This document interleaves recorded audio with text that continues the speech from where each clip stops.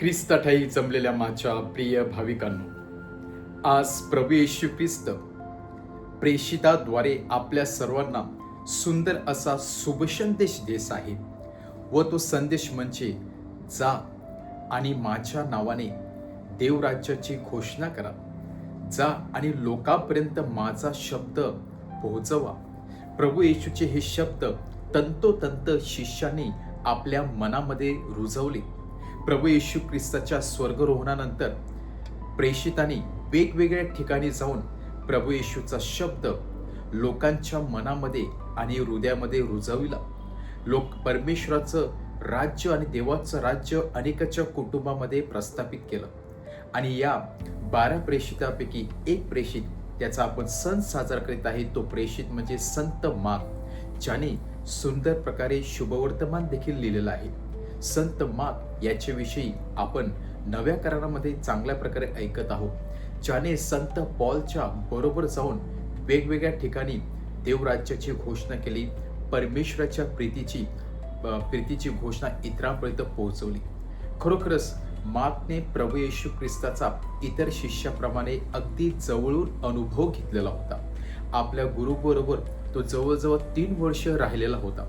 आपल्या गुरुकडून पूर्णपणे चांगले नैतिकतेचे व प्रीतीचे धडे घेतल्यानंतर संत मार्क सुंदर प्रकारे आपल्या शब्दामध्ये हे शुभवर्तमान लिहत आहे आणि प्रभू येशू ख्रिस्त किती नम्र आहे, प्रभू येशू ख्रिस्त आपला तारणारा आहे, हे या शुभवर्तमानातून तो आपल्या सर्वांना दाखवून देत आहे.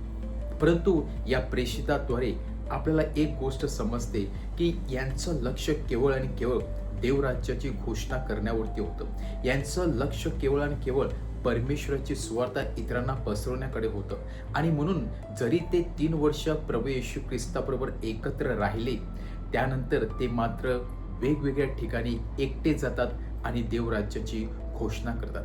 3 वर्षामध्ये प्रभू येशू ख्रिस्त आपल्या शिष्यांना परिपक्व करतो. जेव्हा प्रभू येशू ख्रिस्ताने ऑन ट्रायल बेसिस जेव्हा शिष्यांना पाठवलेलं होतं प्रत्येक गावागावामध्ये, तेव्हा ते दोघांना पाठवलेलं होतं.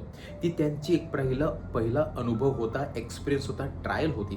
परंतु आता मात्र शिष्य परिपक्व झालेले आहेत. परमेश्वराच्या प्रीतीमध्ये न्याहून निघाल्यानंतर आज ते एकटे जाऊन वेगवेगळ्या ठिकाणी जाऊन परमेश्वराची देवराज्याची घोषणा करतात आणि प्रभू येशू ख्रिस्तासाठी आपलं रक्त तेथील सांडतात, आपल्या प्राणाची आहुती देखील देतात.